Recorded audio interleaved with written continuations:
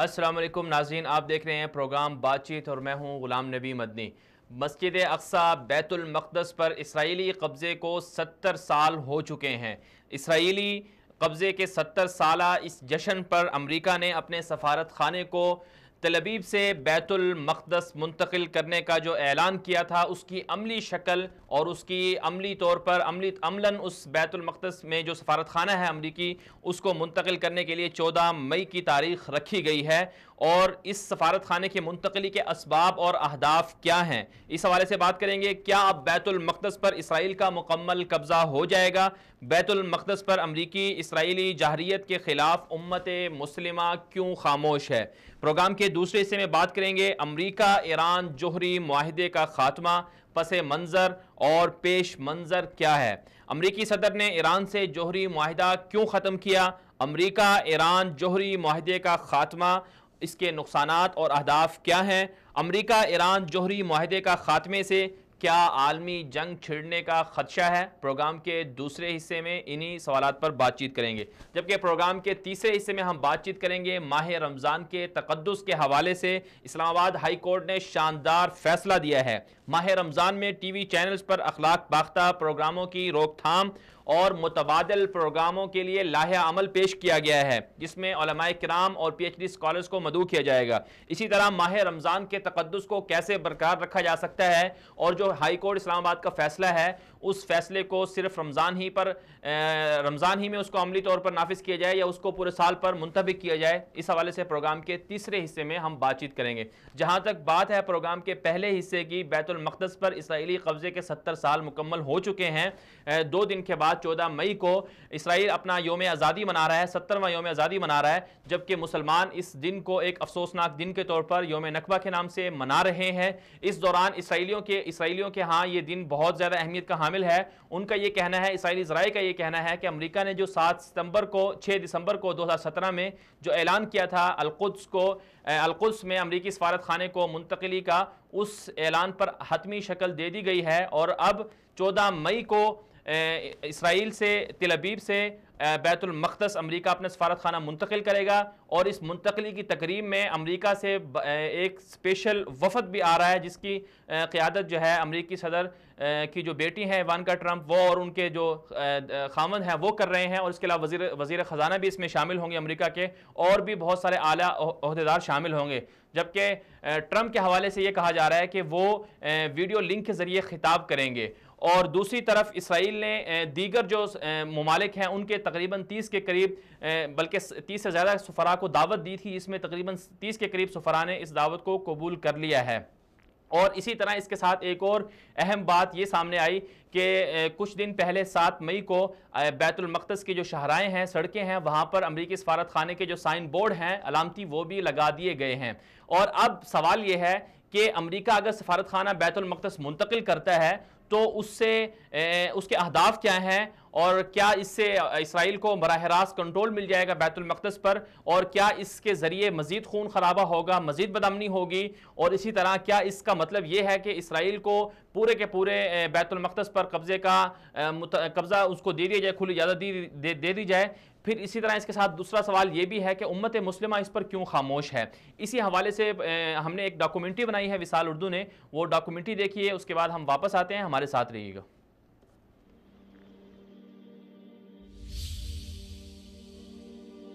بیت المقدس، امریکی سفارت خانے کی منتقلی اور عالم اسلام کی پراسرار خاموشی۔ 14 مئی 2018 کا دن امت مسلمہ کے لیے نہایت افسوسناک دن ہے۔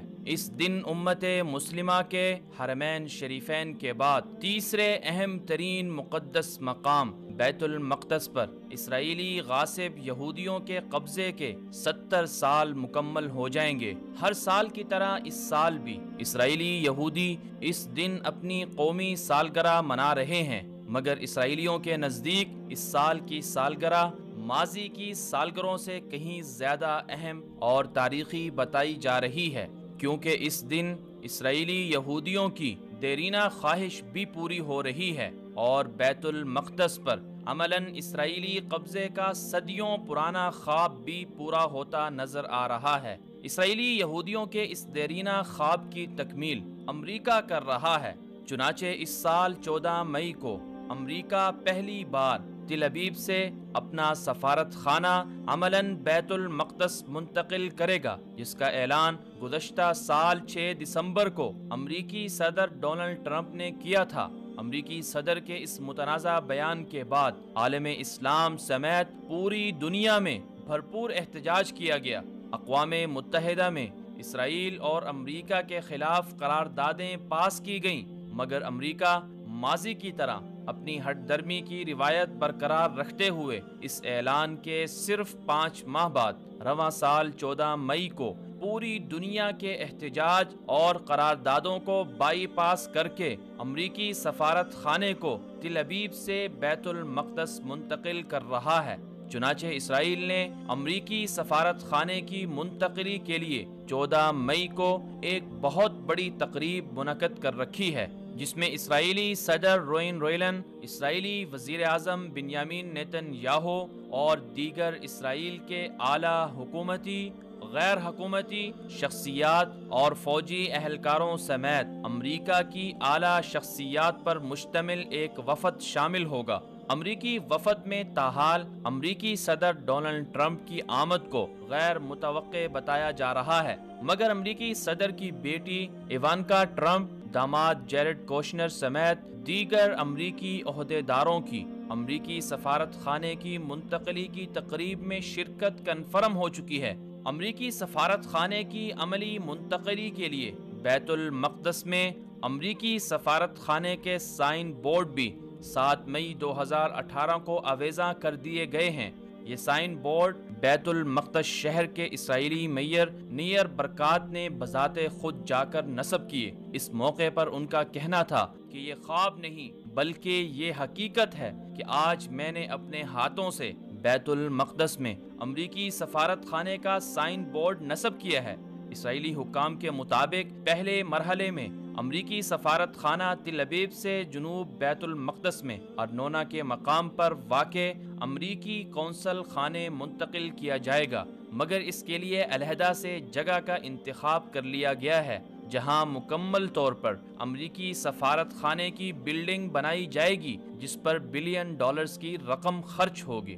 اسرائیلی حکام کے مطابق امریکی سفارت خانے کی منتقلی کے بعد پیراگوئے، ہنڈراس اور گوئٹا مالے سمیت دیگر ملک بھی اپنے سفارت خانے تل ابیب سے بیت المقدس منتقل کریں گے۔ واضح رہے کہ بیت المقدس میں امریکی سفارت خانے کی منتقلی کا مطلب بیت المقدس کو اسرائیل کا دارالحکومت تسلیم کرنا ہے۔ گویا امریکی سفارت خانے کی منتقلی کے بعد اب اسرائیل تمام حکومتی کام اپنے موجودہ دارالحکومت تل ابیب کی بجائے بیت المقدس میں بیٹھ کر سر انجام دے گا۔ یوں رفتہ رفتہ بیت المقدس پر اسرائیل کا مکمل کنٹرول ہو جائے گا، اور پھر مسجد اقصی اور دیگر مقدس مقامات سمیت وہاں بسنے والے مسلمانوں کے ساتھ اسرائیل کیا سلوک کرے گا، اس کا اندازہ فلسطینیوں پر ڈھائے جانے والے اسرائیل کے گزشتہ 70 سالہ مظالم سے اچھی طرح لگایا جا سکتا ہے۔ ایک طرف اسرائیل اور امریکہ مل کر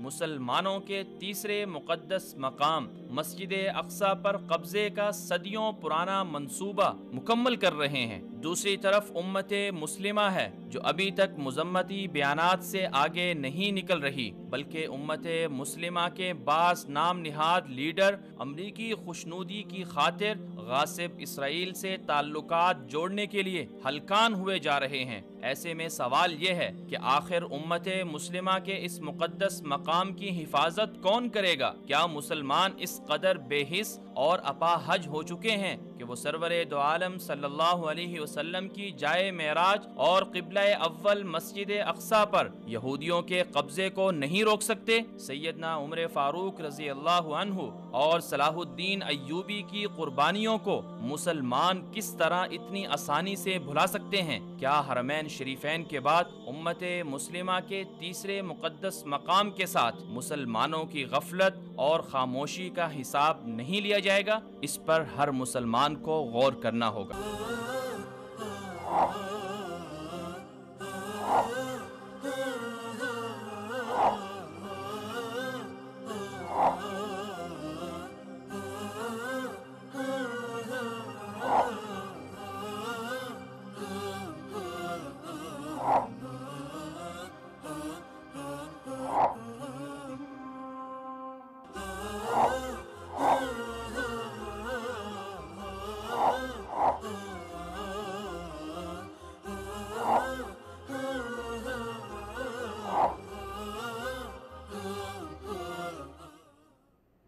ویلکم بیک ناظرین، آج ہم بات کر رہے ہیں مسجد اقصیٰ کے حوالے سے، قبلہ اول کے حوالے سے۔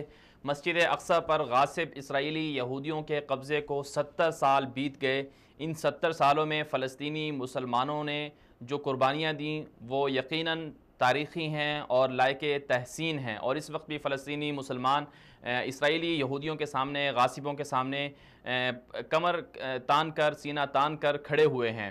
لیکن دوسری طرف امریکہ اور اسرائیل مل کر اپنا امریکی جو سفارت خانہ ہے اس کو تل ابیب سے بیت المقدس منتقل کر رہے ہیں۔ 14 مئی کا جو دن ہے وہ نہایت افسوسناک دن ہوگا امت مسلمہ کی تاریخ میں، کہ جب امریکہ اپنا سفارت خانہ تل ابیب سے بیت المقدس منتقل کرے گا تو اس کا مطلب براہ راست یہ ہوگا کہ بیت المقدس کو اسرائیل کے حوالے کر دیا جائے، یا بیت المقدس کو اسرائیل کے لیے تسلیم کر لیا جائے۔ اسی حوالے سے ابھی ہمارے ساتھ بات چیت کرنے کے لیے ہمیں جوائن کیا ہے فلسطین سے محترم جناب ڈاکٹر خالد قدومی صاحب نے۔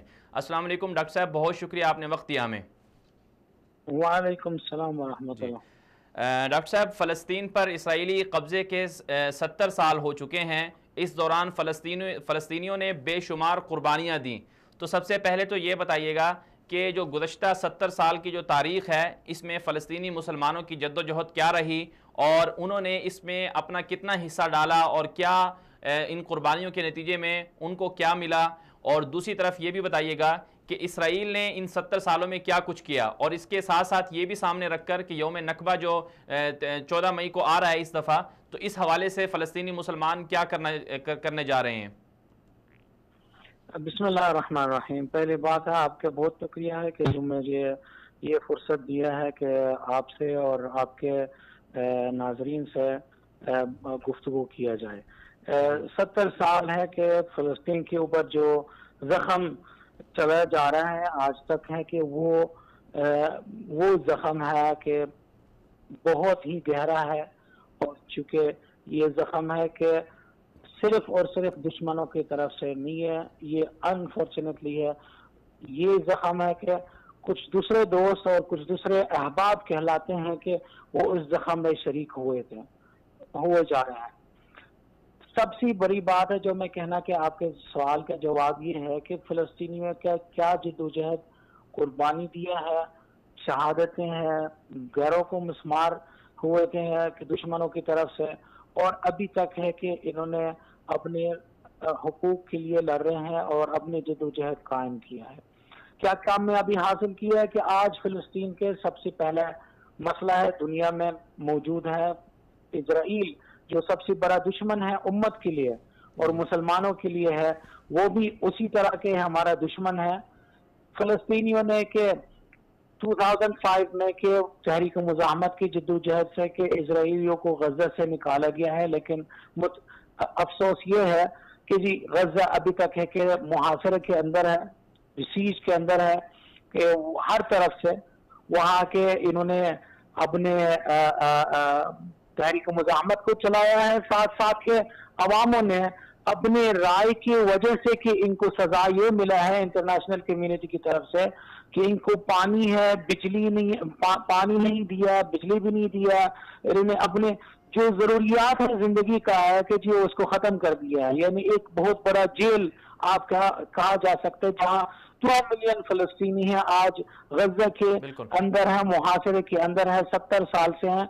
اس کے باوجود کہ انہوں نے جد و جہد کیا ہے 2005 کہ اسرائیلی سامراج کو نکال کر ابھی تک محاصرے کے اندر ہے۔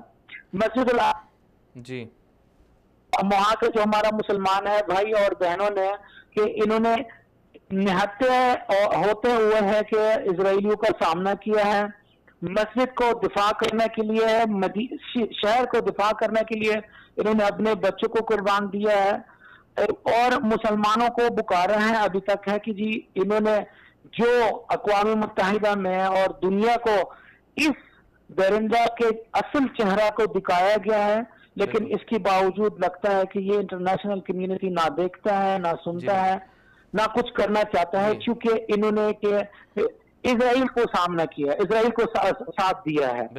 اسرائیل کے اس 70 سال میں انہوں نے کیا کیا ہے کہ انہوں نے اپنے جارحیت کو جاری کیا ہے، اپنے ظلم اور تشدد کو جاری کیا ہے، لیکن میں آپ کو یہ بتاتا چلا ہوں کہ اسرائیل آج ان کو پتا ہے کہ ایک سیریس اور ایک قوم ہے جو انہوں نے آج تک اپنا راستہ سے نہیں ہٹے. اس کے باوجود امریکہ ان کا ساتھ دے رہے ہیں اسرائیل کو. اس کے باوجود کہ جی اسرائیل ان کے پاس جو مرضی سوفسٹیکیٹڈ ٹیکنالوجی ہے، مگر ہمارا جوان اور ہمارا مجاہدین جو فلسطین میں ہے، انہوں نے کہ سٹون سے لے کر کنکر سے لے کر آج ان کے پاس میں میزائل بھی موجود ہے. آج بھی انہوں نے کہ چھوٹے سے وسائل سے، معمولی وسائل کے اندر سے، محاصرے کے اندر سے انہوں نے یہ کریٹیوٹی انجام کیا ہے. سائبر میں بالکل فلسطینیوں کی جو جد و جہد ہے بالکل پچھلے 70 سال سے جاری ہے، لیکن جو حالیہ 70واں یوم نکبہ ہے جو 14 مئی کو آج سے 2 دن کے بعد منایا جا رہا ہے، تو اس حوالے سے 7 ہفتوں پر مشتمل جو تحریک چلائی گئی تھی فلسطینی نوجوانوں کی طرف سے، اس حوالے سے فلسطینی نوجوانوں کی اس تحریک کے حوالے سے آپ کیا کہیں گے کہ جو ابھی حالیہ جو 70واں یوم نکبہ ہے، اس حوالے سے فلسطینیوں کی کیا جد و جہد رہی ہے؟ سمپل میسج ہے کہ ہمارا عوام نے انہوں نے کہ دنیا کی زبان سے بات کرنا چاہتے ہیں، کہنے لگے کہ پیسفل ریلیز کو چلانا ہے اور پیسفل طریقے سے، امن پرست طریقے سے کہ جی کام ہم نے آگے کا کام بڑھانا ہے. نتیجہ یہ ہے کہ جی انہوں نے اس پیسفل ریلیز کو نکالنے کے باوجود اسرائیلی سنائپر تیار تھے اور انہوں نے شوٹ ٹو کل کا تیاری کیا ہے، بلکہ انٹرنیشنلی کیمرے کے سامنے ہے اور ہر زبان کے انہوں نے یہ سمجھانے کا کوشش کیا کہ جی ہم فلسطینیوں کو مار رہے ہیں اور وہ اس کو لیگلائز کرنا چاہتا ہے. یہ نتیجہ ہے کہ ہم نے یہ ثابت کرنا چاہتا ہے دنیا کے لیے کہ ہم پرامن قسم کا قوم ہے. ہم چاہتے ہیں کہ جیسے دوسرے عوام ہے دنیا میں ہے کہ فری نیشنز کی طرح ہے کہ جینا چاہتے ہیں. ہم اپنے لیجیٹیمیٹ رائٹس کو مطالبہ کرنا چاہ رہے ہیں کہ پیسفل طریقے سے. اس کے نتیجہ ہے کہ جی آپ سامنے دیکھ رہے ہیں کہ جو اصل چہرہ اسرائیل کا ہے، جو انہوں نے نہ اقوام متحدہ کی قوانین، نہ انٹرنیشنلی لیجیٹیمیسی کو رسپیکٹ کرتے ہیں، نہ کچھ آگے قدم بڑھاتے ہیں. ہم کہتے ہیں آج صرف اور صرف ایک واحد فارمولا ہے کہ ریزسٹنس ہے، تحریک مزاحمت ہے، اسرائیلیوں کے سامنے ہے. یہ جنگل کا رول ہے کہ ہم جتنے ریزسٹنس کرتے ہیں اسرائیلی ہم اتنا ہی سمجھ سکتے ہیں. اسرائیل ناامن کا زبان سمجھتے ہیں. جی خالد صاحب یہ بتائیے گا کہ کچھ خبریں اس طرح کی افسوسناک سامنے آئی کہ پہلے دسمبر میں پچھلے سال امریکی جو صدر تھے ٹرمپ، انہوں نے کہا کہ ہم سفارت خانہ منتقل کریں گے، پھر بعد میں کہا کہ اس میں بڑا عرصہ لگ جائے گا، لیکن بدقسمتی سے صرف 5 ماہ کا عرصہ گزرا ہے اور اب حقیقتاً 14 مئی کو امریکہ اپنا سفارت خانہ بیت المقدس منتقل کر رہا ہے. تو آپ یہ بتائیے ہمارے ناظرین کو کہ بیت المقدس میں اگر امریکی سفارت خانہ تل ابیب سے منتقل ہو گیا تو اس کے نقصانات کیا ہوں گے اور پھر اس کا اگلا اہداف کیا ہیں اور اس سے امت مسلمہ کو کیا نقصان ہوگا؟ کوئی نیا قانون نہیں ہے پاس کیا میرے بھائی کہ صرف یہ نیا روش ہے. ایک موجودہ امریکن ایڈمنسٹریشن ہے جو اقوام متحدہ کی زبان کے ساتھ میچ نہیں کر رہے ہیں، بلکہ یہ جنگلی قانون کو نافذ کرنا چاہتے ہیں. یہ پریزیڈنٹ ٹرمپ ہے کہ ہر محاذ کو کاٹنا چاہتے ہیں، توڑنا چاہتے ہیں، ہر انٹرنیشنل لا کو توڑنا چاہتے ہیں. یہ کلیئر وائلیشن جو ہے نا انٹرنیشنل لاز، اور یہ ایک کھلا ڈائریکٹ میسج ہے، پیغام ہے ان لوگوں کے لیے جو ابھی تک ہے کہتے ہیں کہ جی امریکہ کے ساتھ دوستی کرنے کے لیے کوئی ہمارا مسلمان بھائیوں کے لیے کوئی فائدہ حاصل کر سکے. ہم نے کہ جو اپنا جدوجہد جاری رکھنا ہے، ہم اپنی تحریک مزاحمت کو جاری رکھنا ہے، ہمارا رائٹ بنتا ہے اور انٹرنیشنل کمیونٹی نے بھی اس رائٹ کو گرانٹ کر دیا ہے. لیکن بات یہ ہوتا ہے کہ جی ہمارا مسلمان بھائی ہے، مسلم گورنمنٹ اور فرینڈ گورنمنٹ سے دنیا میں اس کا جواب کیا دینا ہے کہ جبکہ ڈونلڈ ٹرمپ امریکن پریزیڈنٹ نے اس اقوام متحدہ کی قوانین پر کچھ عزت یا کوئی رسپیکٹ کا رکھا ہی نہیں ہے. انہوں نے یہ جواب کیا دینا ہے تو یہ سوال ان کو پوچھے. ہم جو فلسطینی ہیں کہ ہمارا اوپر ظلم ہو رہا ہے اور ہم اپنے ڈاکٹر صاحب اس کا ہدف کیا ہے؟ ہم اپنے ریزسٹنس کو جاری رکھیں گے. جی ڈاکٹر صاحب اس کا ہدف کیا ہے؟ امریکہ سفارت خانہ منتقل کرے گا تو کیا مطلب ہے کہ پورا کا پورا القدس اسرائیل کے پاس چلا جائے گا اور پھر اس کے نقصانات کیا ہوں گے؟ نہیں ایسی بات نہیں ہے. آپ کو پتا ہونا چاہیے کہ فلسطین کے سارے مقبوضہ ہے، یعنی جیریکو ہے، حیفا ہے، یافا ہے، یا نابلس ہے، یا الخلیل ہے، یا القدس ہے، ایک ہی بات ہے. بات ہوتا ہے کہ جی ابھی جی غالباً جی امریکہ نے اس سفارت کو سرزمین کی دیکھیں ایک انڈیا ہے، یہ اسرائیل نہیں ہے، اور وہ بھی مشرقی القدس کے اندر جو ہے نا، جو مسجد الاقصی ہے، یہ اقوام متحدہ کے مطابق ہے کہ یہ فلسطینی ریاست کو دیا جائے گا. لیکن یہ کہ میں پھر دوبارہ بات دہراتا ہوں، ہم جو نقصانات کو توقع کرتے ہیں اس سے زیادہ ہے کہ کچھ نہیں ہو سکے.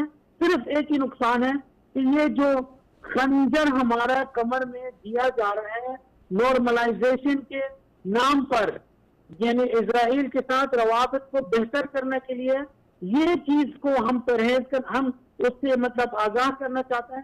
صحیح یہ سٹیپ کرنے کے بعد ہم دیکھتے ہیں کہ کچھ ایسے مسلمان ممالک اپنی سفارت خانہ میں القدس میں منتقل تو نہیں کریں گے کہ اسرائیل کے ساتھ سے روابط کرنا شروع کریں. یہ چیز کو ہمیں اس سے آگاہ کرنا چاہیے. ہم امریکہ کو تو انہوں نے بار بار کو ہمیں مسلمانوں کو میسج دیا جاتے ہیں کہ ہم آپ کا دشمن. الگ ہے کہ ہم امریکن کو ایک دوستی کا پیام کو بیچتے رہتے ہیں اور ہم کہتے ہیں کہ ہمیں امریکہ سے کوئی دشمنی نہیں ہے. اس کے رد العمل امریکہ کی طرف سے نہیں بھائی، آپ کی غلط فہمی، ہم آپ کا دشمن ہیں، ہم اسرائیل کا ساتھ دیں گے. جی ڈاکٹر صاحب، ایک آخری سوال آپ سے یہ ہے کہ کچھ لوگ یہ خیال کرتے ہیں کہ دونوں ملکوں میں امن و سلامتی کے لیے فلسطین اور اسرائیل میں ضروری ہے کہ دونوں کا مستقل کوئی حل نکل آئے. اس کے لیے یہ کہتے ہیں کہ فلسطینی جو ہیں وہ اسرائیل کو تسلیم کر لیں، یعنی کہ مستقل ایک حکومت تسلیم کر لیں تو اس کے بدلے میں فلسطینیوں کو کچھ رعایات دی جائیں گی، جسے کہا جا رہا ہے کہ صدی کی سب سے بڑی ڈیل. تو ٹرمپ کے اور امریکی ذرائع بھی یہ کہتے ہیں کہ صدی کی سب سے بڑی ڈیل ہونے جا رہی ہے. تو اس حوالے سے آپ کیا سمجھتے ہیں کہ ایسا کوئی ممکن ہے کہ فلسطینی نوجوان کمپرومائز کر لیں گے کہ ہمیں کچھ حصہ دے دیا جائے اور کچھ حصہ اسرائیل کو دے دیا جائے اور پھر دونوں ملک پرامن رہیں؟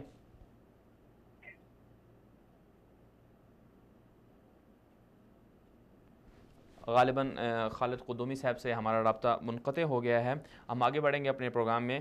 ہمارے ساتھ اس کے بعد دوسرے مہمان ہمارے ساتھ انشاءاللہ ہمیں جوائن کریں گے، جلال محمود فرہ صاحب. ڈاکٹر خالد قدومی صاحب نے بہت اچھی گفتگو کی. ان کا یہی کہنا تھا کہ امریکہ کو کیا دوش دیا جائے، امریکہ کو کیوں برا بھلا کہا جائے، جبکہ ہمارے اپنے ہی ہماری پیٹھ میں خنجر گھونپنے والے ہیں. ابھی اپنے کون ہیں، انہیں بھی یہ سوچنا چاہیے کہ کیوں وہ امت مسلمہ کا جو مشترکہ ایک ورثہ ہے فلسطین اور القدس، اس کے سمجھوتے پر کیوں وہ تیار بیٹھے ہوئے ہیں، اور کیوں وہ امریکہ کے ساتھ جن اسلامی ممالک کے تعلقات ہیں، وہ کیوں امریکہ کو مجبور نہیں کرتے کہ وہ مسلمانوں کے اس تیسرے مقدس مقام کی حفاظت کے لیے کم از کم اتنا ضرور کریں کہ وہ اسرائیل کا ساتھ نہ دیں. ٹھیک ہے، اسرائیل کو انہوں نے بسا دیا، وہاں پر ان کو ایک جگہ دے دی، ملک دے دیا.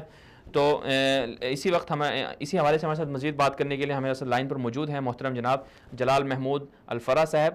غزہ سے تعلق ہے، فلسطینی ہیں اور اسی طرح تجزیہ نگار بھی ہیں، وہاں کے احوال کو اچھی طرح سے جانتے ہیں. السلام علیکم جلال صاحب، بہت شکریہ آپ نے وقت دیا ہمیں. وعلیکم السلام ورحمۃ اللہ وبرکاتہ. جی جلال صاحب، کیا فرمائیں گے آپ کے فلسطین پر اسرائیلی قبضے کے 70 سال مکمل ہو چکے ہیں، اور یوم نکبہ کے حوالے سے ہر سال جس طرح فلسطینی تحریک مزاحمت جو ہے وہ جاری رہتی ہے، اس سال بھی جاری رہی، بلکہ اس سال کچھ زیادہ دیکھنے میں آیا، اور اس سال کے جو یوم نکبہ ہے وہ کچھ زیادہ ہی اہمیت کا حامل ہے، کیونکہ امریکہ بھی اپنا سفارت خانہ 14 مئی ہی کے دن یوم نکبہ کے دن منتقل کر رہا ہے بیت المقدس میں. تو آپ کیا سمجھتے ہیں کہ اگر امریکہ اپنا سفارت خانہ منتقل کرے گا بیت المقدس میں تو اس کا ہدف کیا ہے؟ آگے اس کا مزید اسرائیل کو وہاں پر مکمل کنٹرول دے دیا جائے گا، اور اس کے پھر نقصانات کیا ہوں گے؟ پھر اس یوم نکبہ کے حوالے سے فلسطینی عوام کیا رد عمل، کیا ریئیکشن دے گی کہ وہاں پر امریکہ اپنے سفارت خانے کو منتقل نہ کرے؟ بسم اللہ الرحمن الرحیم والصلاة والسلام علی سیدنا محمد وعلی آلہ وصحبہ اجمعین. میرا بھائی، میں آپ کا شکر گزار ہوں ہمیں موقع دینے کے لیے. اچھا، میں آپ کے اس سوال کے جواب اس آیت سے شروع کروں گا اگر آپ اجازت دیں. جی. اللہ تعالیٰ کا فرمان ہے، اعوذ باللہ من الشیطان الرجیم، بسم اللہ الرحمن الرحیم، یا ایہا الذین آمنوا اسبروا وصابروا ورابطوا واتقوا اللہ لعلکم تفلحون. بالکل. صدق اللہ العظیم. صدق اللہ العظیم. جی میرا بھائی، سب سے پہلی بات تو یہ ہے، امریکہ کے جو سفارت خانے کا منتقل کرنے کا جو اس وقت ایشو چل رہا ہے، جی یہ کوئی امریکہ کے لیے کوئی نئی بات نہیں ہے. جب سے اسرائیل اس وجود میں آئی ہے، جی اسرائیل کی ہمیشہ امریکہ کا سپورٹ حاصل ہے، امریکہ کا مدد حاصل ہے. تو آج اگر ڈونلڈ ٹرمپ نے یہ اعلان کر دیا ہے، سب سے پہلے ان کا یہ اعلان تھا کہ بیت المقدس یعنی القدس وہ اسرائیل کا دارالحکومت ہے، اور آج وہ اپنی بھرپور تیاری انہوں نے کر لیا کہ اپنے سفارت خانوں کو منتقل کرنے کے بیت المقدس میں یعنی القدس میں. جی تو اس میں کوئی شک شبہات نہیں ہے کہ یہ ٹوٹلی اسرائیل کو سپورٹ کرنے کے لیے، اسرائیل کو پاور دینے کے لیے، اسرائیل کو مکمل بیت المقدس پر کنٹرول کرنے کے لیے. ٹھیک. جی تو یہ اس میں سب سے بڑی بات ہے کہ ڈونلڈ ٹرمپ نے اس نے وہ کام کیا ہے جو آج تک کسی بھی امریکن صدر نے نہیں کیا ہے، نہ کسی کو جرت تھی یہ کرنے کی. بلکہ شاید آپ کو پتا ہوگا کہ امریکن سفارت خانوں کو منتقل کرنے کا پروگرام تو ہمیشہ رہا اس سے امریکہ کی ہسٹری میں، لیکن جو بھی پریویس صدر رہے امریکہ کے، چاہے وہ اوباما ہے چاہے وہ بش ہیں، ہمیشہ وہ ڈیلے کرتے تھے. بالکل. وہ اس کام کی طرف نہیں چاہ رہے تھے کیونکہ ان کو ایک ڈر تھا، ان کے دل میں ایک ڈر تھا کہ ہم اگر یہ اقدام کر لیتے تو کل پتہ نہیں کیا ہوگا، عرب اور عالم اسلام اور مسلم ممالک کا کیا ری ایکشن ہوگا، کیا ہوگا کیا نہیں ہوگا. لیکن افسوس کہ ڈونلڈ ٹرمپ نے جب یہ اعلان کیا ہے، اور آج وہ اپنا میرے خیال میں میرے سامنے رپورٹ کے مطابق کہ ان کا کچھ دنوں میں بس اپنا سفارت خانے کو انتقام جی بالکل 14 مئی کو منتقل کریں گے. جی تو اسرائیل کو ایک بہت بڑا گفٹ ملا ہے. اسرائیل کے اس وقت پوزیشن اس طرح ہو گیا کہ وہ دن بہت قریب ہے غلام نبی صاحب، وہ دن نزدیک ہے جب اسرائیل کی بھی جرت ہوگی، جب اسرائیل کی بھی ہمت ہوگی کہ وہاں پر اذان روکنے کے لیے. لیکن میں ایک بات کہوں گا، آپ کی معزز چینل کی توسط سے میں ایک بات کروں گا، وہ یہ ہے ڈونلڈ ٹرمپ ایک دفعہ نہیں 10 دفعہ اعلان کر لیں، ڈونلڈ ٹرمپ ایک دفعہ نہیں 10 دفعہ اپنے سفارت خانوں کو منتقل کر لیں، خود آ کے بیت المقدس میں رہ لیں، کبھی بھی یہ قوم پیچھے نہیں ہٹے گا، یہ فلسطینی قوم کبھی بھی پیچھے نہیں ہٹے گا، ڈٹ کے کھڑے رہے گا. اور انشاءاللہ تعالی انشاءاللہ ان کو کرنا دے. یہ تو ہے ہی دشمن ہے، جب دشمن ایسا کر لیتا تو دکھ یا کوئی حیرت ہوتی نہیں ہے انسان کو. تو اس کو ویسے ہی کرنا تھا، اسرائیل کو راضی کرنا، اسرائیل کو خوش کرنا، اسرائیل کو پاور دینا، اسرائیل کو سپورٹ کرنا، اسرائیل کی مدد کرنا. یہ امریکہ کی ایک اسٹریٹجک پالیسی ہے، تو اس کو کرنا ہے. یہ کوئی حیرت کی بات نہیں ہے، کوئی نئی چیز نہیں ہے. اس سے اسرائیل کا جو قیام ہوا ہے اس میں بھی امریکہ کا کردار تھا. تو آج انہوں نے اس پورا پروگرام کو مکمل کر دیا اور کچھ بھی نہیں انہوں نے زیادہ کچھ مطلب. آپ کے خیال میں یہ کہوں گا، جی میں آج آپ سے جی فرمائیے. میں یہ کہوں گا فلسطین ڈونلڈ ٹرمپ صاحب کو ہوش میں آنی چاہیے. یہ فلسطینی قوم ہے، یہ وہی قوم ہے جس کے لیے نبی پاک محمد صلی اللہ علیہ وسلم نے فرمایا تھا کہ میری امت میں سے ایسا قوم ہوگا جو حق پر کھڑے رہے گا، ڈٹ کے کھڑے رہے گا، ایک بڑا ضدی قوم ہوگا. یہ مقابلہ کس سے کر رہے ہیں؟ یہ ان لوگوں سے کر رہے ہیں، یہ ڈونلڈ ٹرمپ صاحب اور جناب اور ان کے جو سارے حکومت ہے، کس سے کر رہے ہیں؟ فلسطینی عوام سے کر رہے ہیں. کیا سمجھتے ہیں کہ اس سفارت خانہ کو منتقل کرنے سے جس دن اللہ کا حکم آئے گا، جس دن اللہ کا حکم آئے گا، اس وقت نہ ہی اسرائیل رہے گی اور نہ سفارت خانہ امریکہ کی رہے گی. بالکل خالد صاحب، بالکل اللہ کا حکم آئے گا. جی بالکل اللہ کا نبی محمد صلی اللہ علیہ وسلم کا حدیث ہے، حدیث میں کہ حتی ایت حکم اللہ، یعنی اللہ کی حکم تک. بالکل بالکل یہ اللہ کے حکم تک کہ جب جیسے اللہ کا حکم ہوگا تو اس کے بعد ضرور یہ مٹ جائے گا. خالد صاحب یہ فرمائیے گا کہ ابھی جو اس سفارت خانے کو روکنے کے لیے کہ یہاں منتقل نہ ہوئے نہ کیا جائے جی بالکل خالد صاحب یہ فرمائیے گا کہ امت مسلمہ کی طرف سے امریکی سفارت خانے کو منتقل ہونے سے روکنے کے لیے کوئی کوششیں سامنے نہیں آ رہی، فلسطینی عوام کی طرف سے کیا کوششیں کی جا رہی ہیں اور امت مسلمہ کو کیا کرنا چاہیے تھا؟ آپ کی آواز کٹ کی. جی خالد صاحب یہ فرمائیے گا کہ امت مسلمہ امریکی سفارت خانے کی منتقلی پر کیوں خاموش ہے؟ غالباً ہم جناب آپ کی آواز بالکل کٹ کٹ کے آ رہی ہے. غالباً دوبارہ کال کی کوشش کریں گے، دوبارہ لائن پر لینے کی کوشش کریں گے.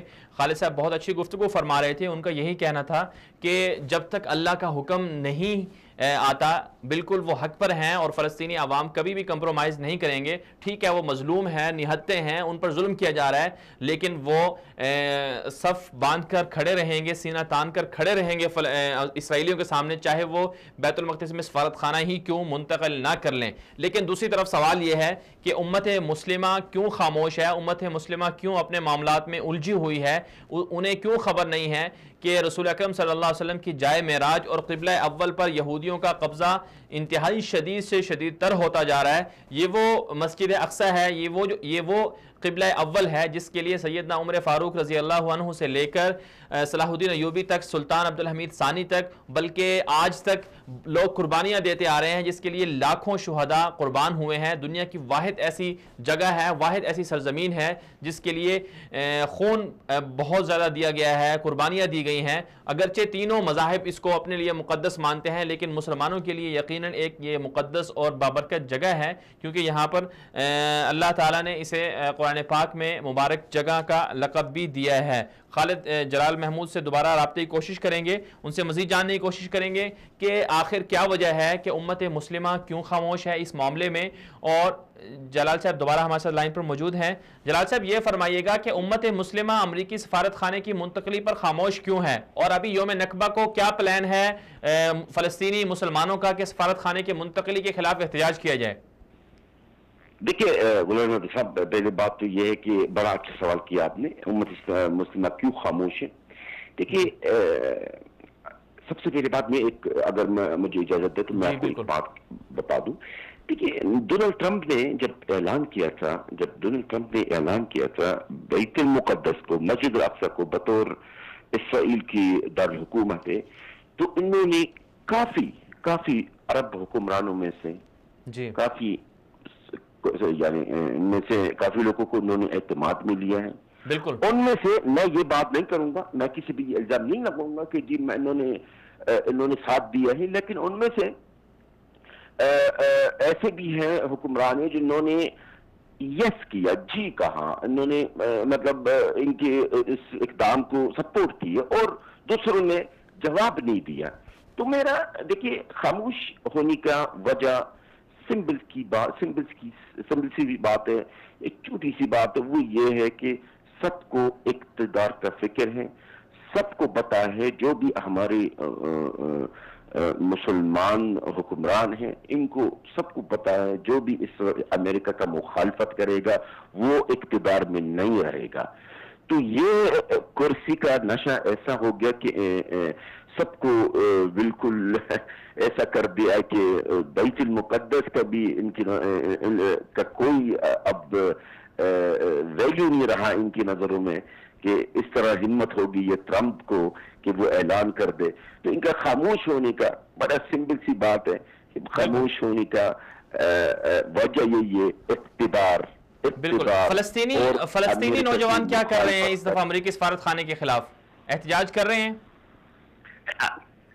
جی دیکھیں، اگر فلسطینی عوام کی اور فلسطینی جوانوں کے آپ پوچھیں گے مجھ سے تو میں آپ کو بتا دوں، فلسطینی عوام مسجد الاقصی کے لیے شہید ہونے کے لیے تیار ہیں. فلسطینی جوان اپنے جان اپنے ہتھیلی پہ رکھ کے اس مسجد الاقصی کی حفاظت کریں گے، بالکل کریں گے، کرتے ہیں، کر رہے ہیں اور کرتے رہیں گے انشاءاللہ. ہماری پوری تیاری ہے اور انشاءاللہ تعالی نہ امریکہ نہ اسرائیل کامیاب ہوں گے. اتنا آپ کو یہ بھی بتا دو. یہ آپ کی چینل کی متوسط سے میں پورے دنیا کو یہ میسج دینا چاہتا ہوں کہ فلسطینی جوان آخری فلسطینی خون کی قطرہ تک، بالکل آخری تک جنگ کرتے رہیں گے. اس مسجد الاقصی کی حمایت کریں گے، اس مسجد الاقصی کے دروازے پہ شہید ہوں گے انشاءاللہ تعالی. اور یہ بھی آپ کو بتا دوں، فلسطینی جب اپنے گھر سے نکلتا ہے اس مسجد الاقصی کی خاطر ہے تو یہ سوچ کے نکلتا ہے کہ میں واپس نہیں آؤں گا. اور جب وہ واپس نہیں آتا، جب وہ شہید ہو جاتا ہے تو ان کی والدین کو مبارکباد دیا جاتا. اس کو غم نہیں سمجھ آتا، اس کو خوشی کی بات سمجھ آتا. دیکھیں بھائی، میں آپ کے سامنے، پورے دنیا کے سامنے میں اپنی بات کروں گا آپ سے. میں اللہ تعالیٰ سے یہ دعا کرتا ہوں میں اور میری اولاد اس مسجد الاقصی کی دروازے بھی شہید ہو جائے. یہ پورے دنیا کا بھول ہے کہ فلسطینی بھی چاہتیں گے. فلسطینیوں کی پوری تیاری ہے اور یہ تیاری رہے گی اس جنگ کے لیے، اس مسجد الاقصی کی خاطر ہے. یہ دنیا سنے گی. اور جس میں ہمت ہے مسجد الاقصی کے نزدیک آ جائے، انشاءاللہ آئے گا تو ہمارے لاشوں کو اوپر سے گزریں گے انشاءاللہ العظیم. بالکل خالد جلال صاحب، آپ کا بہت شکریہ، آپ نے ہمیں وقت دیا، آپ نے بہت اچھی گفتگو فرمائی.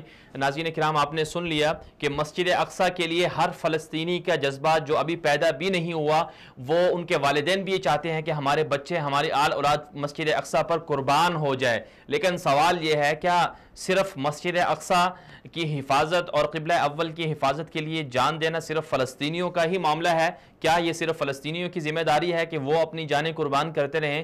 کیا مسجد اقصی کیا جس کا ذکر قرآن پاک میں آیا ہے، جہاں پر رسول اکرم صلی اللہ علیہ وسلم جہاں پر تشریف لے گئے وہاں انبیاء کرام کی امامت فرمائی اور پھر اللہ تعالیٰ سے ملاقات کے لیے مسجد اقصی بیت المقدس جیسے مقدس مقام سے تشریف لے گئے اللہ سے ملاقات کے لیے، کیا اس کی حفاظت دیگر مسلمانوں کی ذمہ داری نہیں بنتی؟ یہ انتہائی اہم سوال ہے جس پر غور و فکر کرنے کی ضرورت ہے. ہم پروگرام کے دوسرے ٹاپک کی جانب بڑھیں گے. ایران کے امریکہ کے ساتھ جو جوہری معاہدہ ہے اس کے خاتمہ ہوا ہے، اس والے سے بات چیت کریں گے، لیکن اس سے پہلے ایک بریک لیں گے. بریک کے بعد واپس آئیں گے، ہمارے ساتھ رہیے گا.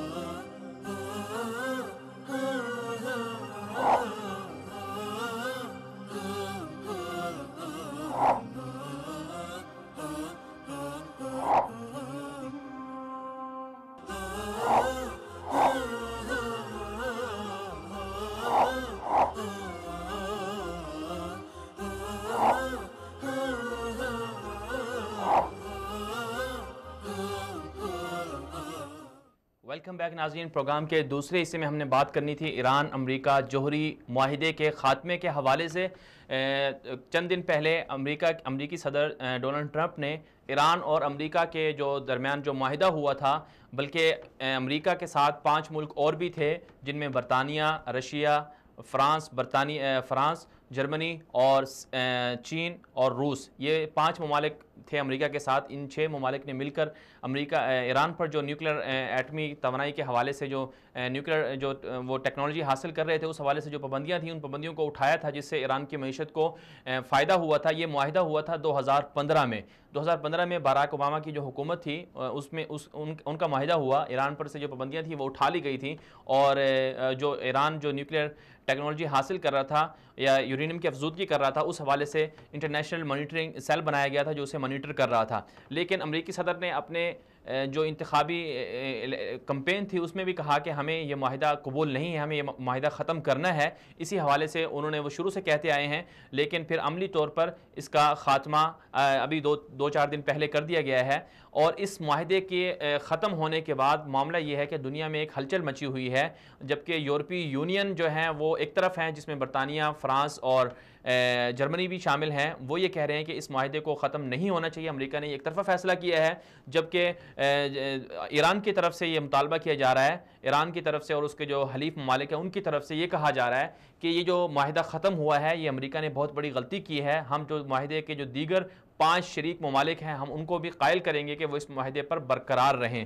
اس معاہدے کے حوالے سے بہت ساری خبریں سامنے آ رہی ہیں، کیونکہ ایک طرف اب معاملہ یہ ہو گیا ہے کہ ایران اور اسرائیل کی باہمی جو چپکلش ہے، جو ان کے درمیان کشیدگی ہے، وہ کشیدگی بھی بڑھ چکی ہے۔ اور ابھی 2 دن پہلے ہی معاملہ سامنے آیا کہ دونوں ملکوں کے درمیان جو میزائل داغے جانے کی اطلاعات سامنے آئی ہیں کہ اسرائیل نے شام کے اندر جو ایرانی ٹھکانے تھے ان پر میزائل داغے ہیں، 70 کے قریب میزائل داغے ہیں، اور 28 کے قریب جنگی جہاز استعمال ہوئے ہیں اس کارروائی میں۔ جبکہ اسرائیل کا دعویٰ یہ ہے کہ یہ معاملہ سب سے پہلے ایران نے چھیڑا تھا، ایران نے جولان کی پہاڑیوں پر وہاں پر میزائل داغے جو اسرائیل کی جو آبادی تھی وہاں پر جا کر گرے، لیکن ایران نے اس معاملے کا انکار کیا ہے۔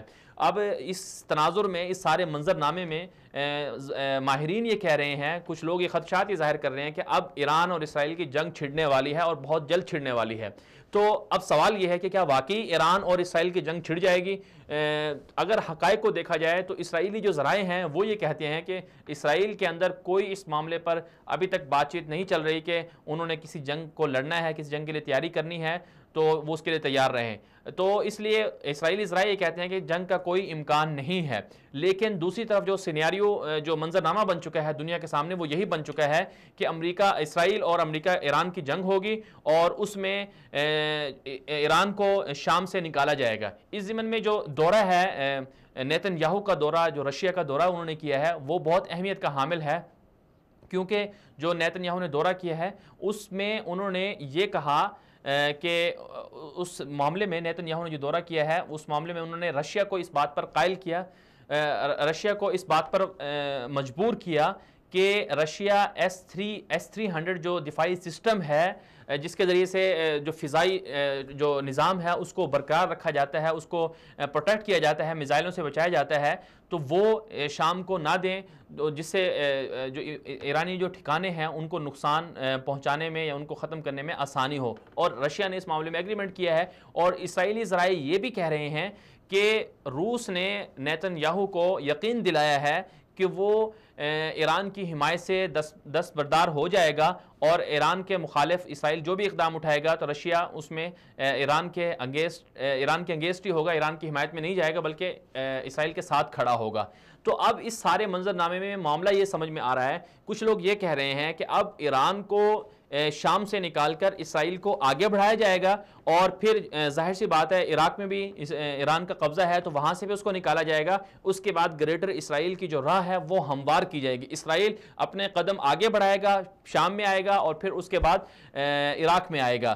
تو یہ ایک کچھ لوگوں کی خیال یہ ہے کہ اس طرح کی صورتحال بننے جا رہی ہے.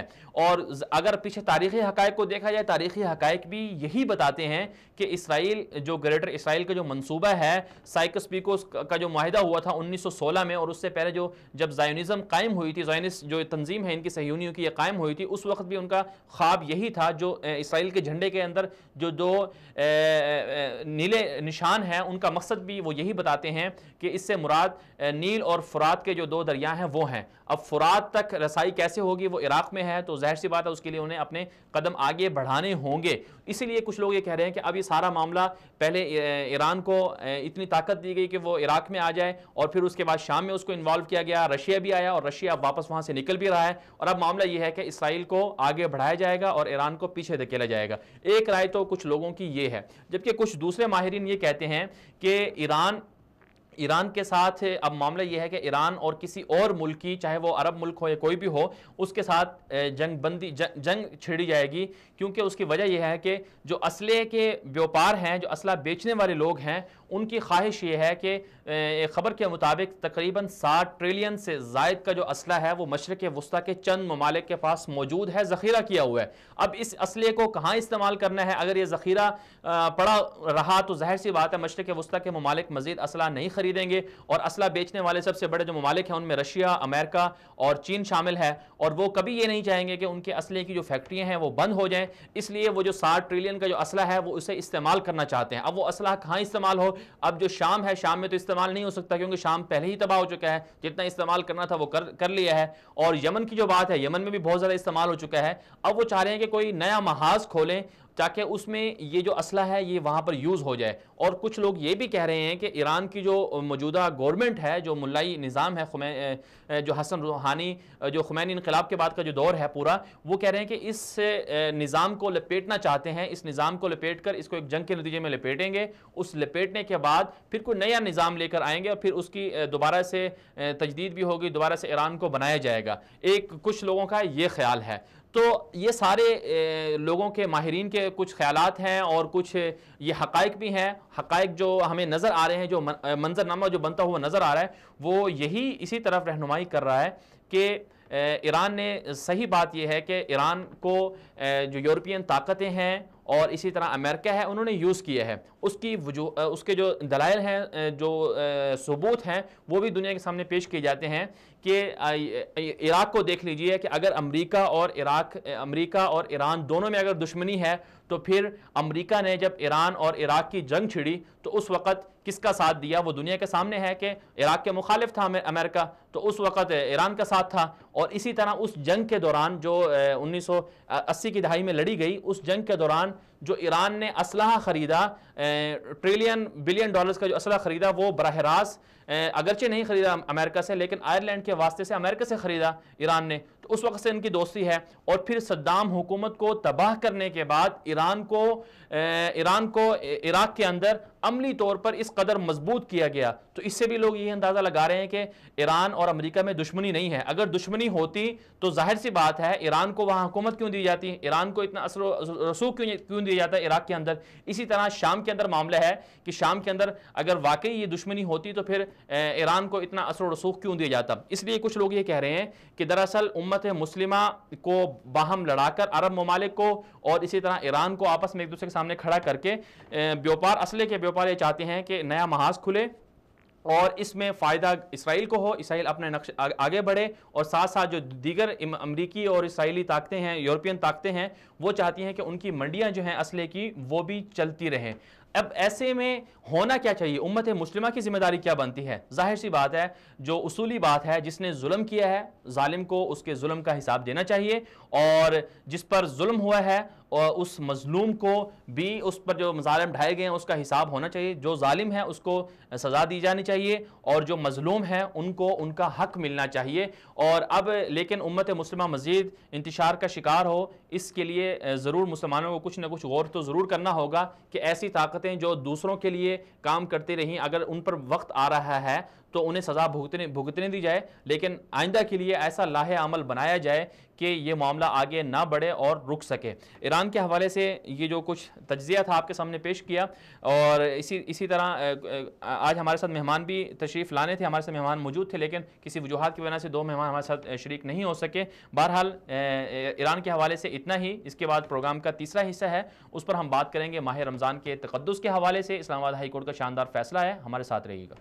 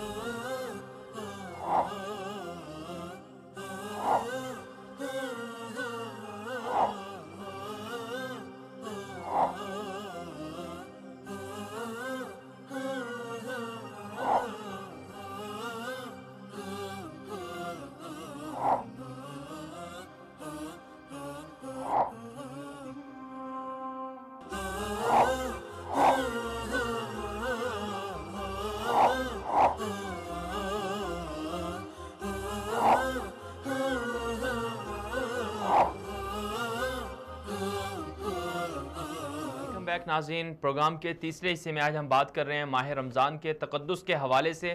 اسلام آباد ہائی کورٹ کی طرف سے شاندار فیصلہ سامنے آیا ہے، جس کے مطابق ناچ، ڈانس اور اسی طرح بیہودہ اور اخلاق باختہ جو حرکات و سکنات ہیں اور جو اس طرح کی چیزیں ہیں، وہ رمضان کے ٹرانسمیشن کے حوالے سے جو ٹی وی چینل پر پروگرام چلتے ہیں ان میں نہیں ہوگی۔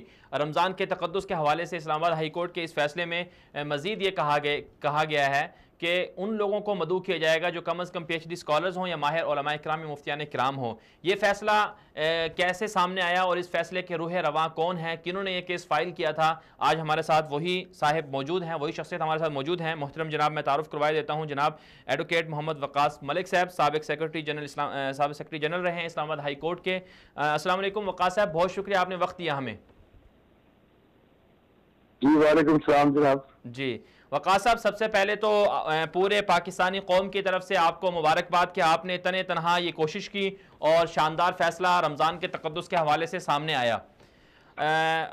وقاص صاحب، اس کے بعد آپ سے سوال، آپ کو سب کو مبارک ہو، اللہ پاک کے مقام ہوتے ہیں، جس سے لینا ہوتا ہے لے لیتا ہے۔ بالکل سب لوگوں کو جس چیز کی دعا شامل رہی ہے، سب لوگ کو انپٹ ہے، سب کو مبارک ہو۔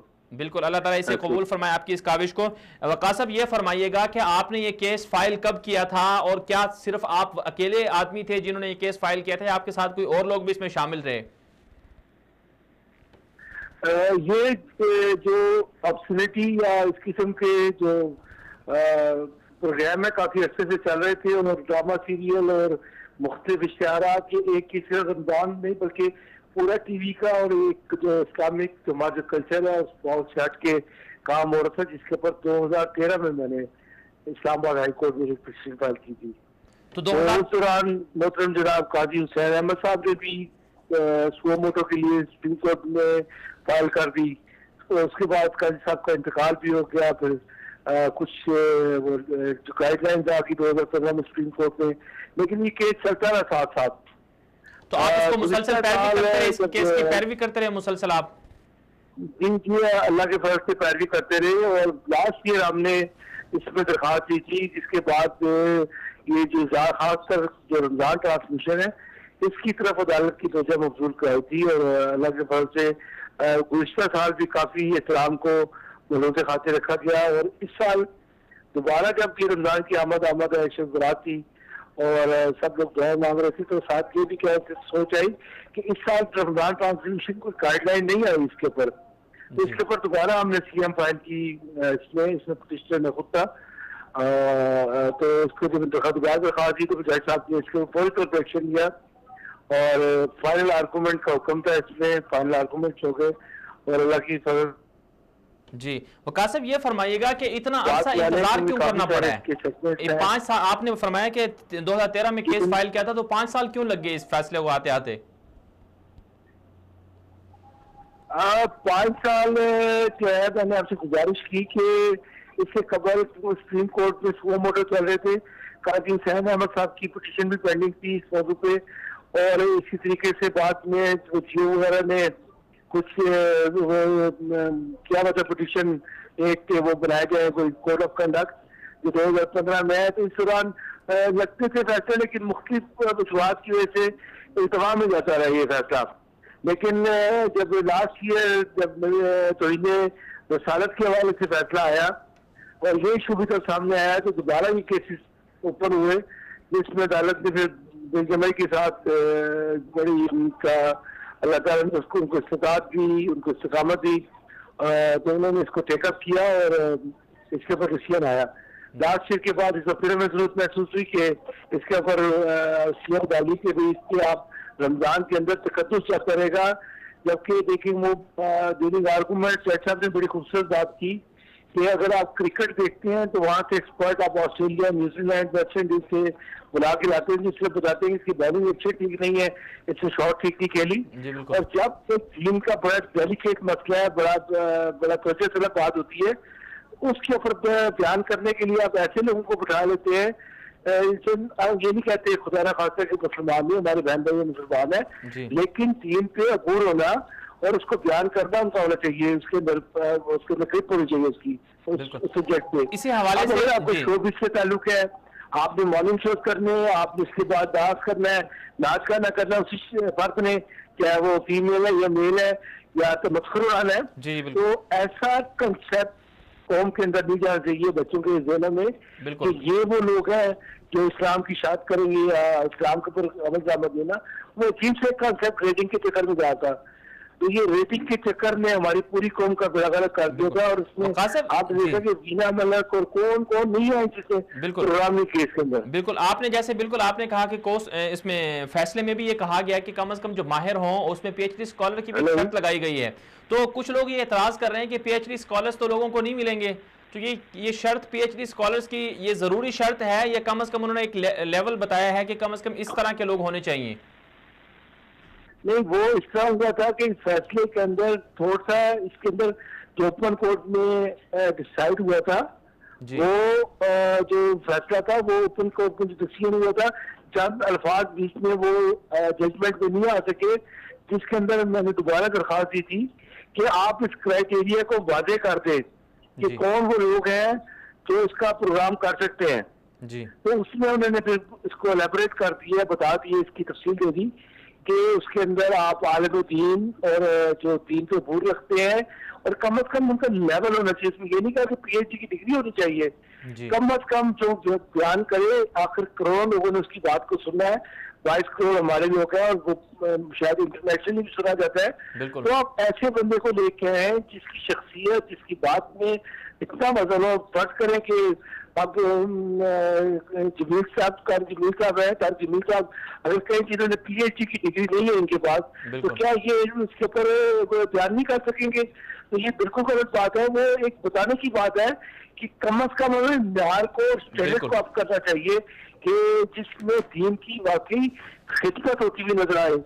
اس کے لیے انہوں نے یہ ایک صرف پی ایچ ڈی نہیں لکھا, اس کے ساتھ پوری ایک عبارت ہے پوری, جس کو پورا پڑھا جانا چاہیے کہ دین کو, اس کے تقدس کو, اس کے بیان کو کتنی اہمیت دی عدالت سے اس میں کہ آپ کا یہ جو دینی جو بتانے والا شخص ہے اس کی کتنی کریڈیبلٹی ہونی چاہیے. اس کے لیے وہ ڈکلیئر آئی ہوئی, وہ میں نے دوبارہ میرا خیال ہے وہ شیئر ہو چکی ہے اور وہ پہنچ چکی ہے لوگوں تک, اس میں بجے نہیں آپ.